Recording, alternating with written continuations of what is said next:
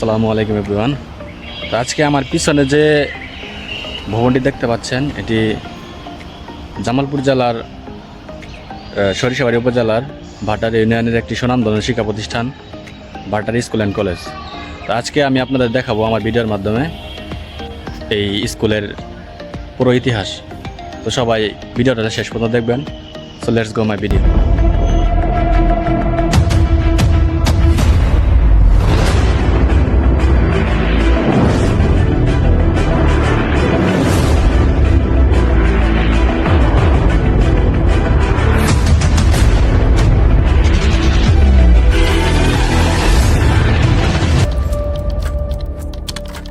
কল্পনা করুন 1938 সাল অর্থাৎ ব্রিটিশ আমলের শেষের দিকে এই স্কুলটি গড়ে ওঠে।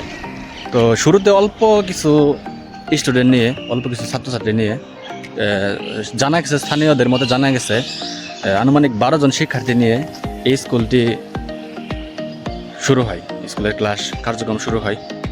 তো আজ সেইখান থেকেই আজকে এই শিক্ষা প্রতিষ্ঠান অন্যরকম একটা রূপ ধারণ করছে।